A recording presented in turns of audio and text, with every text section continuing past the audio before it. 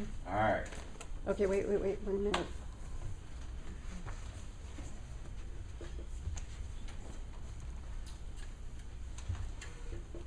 Okay, we're ready. All right.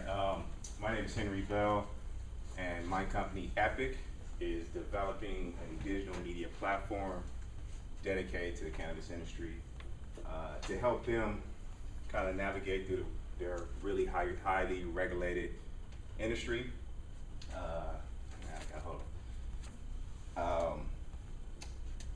To help them navigate through a really heavy regulated industry, to find alternative ways to market their products and services to their target demographic.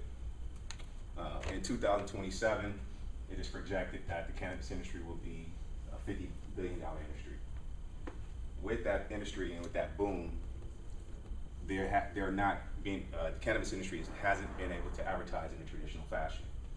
So what we're able to do is create a platform that will allow these cannabis industries to not only market their products and services, but also be able to do it in a way that they won't get flagged. My background, now that was a minute.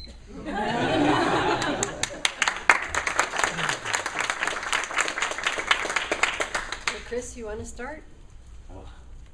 Yeah, hey everybody, not all of you, Janine will introduce me, but I'm growth, that's really all what I'm about. I've been a mentor here for, I don't know, 5 or 6 cohorts. I'm a mentor to Techstars and a bunch of others. And so my whole thing, every time I've heard hundreds, thousands of pitches, start with the problem first.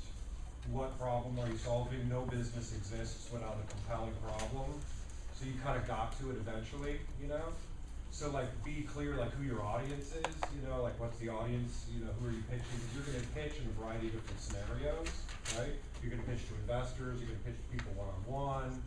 So the first thing is people can wrap their head around is what's the problem, right? And then why are you the right one to solve it? A lot of that has to do with competition. Most people forget competition, right? Because sure, you might be a big problem, but if there's a lot of other people solving it better than you, then there's no business that I'm going to invest in, right? Yeah. So use your time wisely, right? Time is money.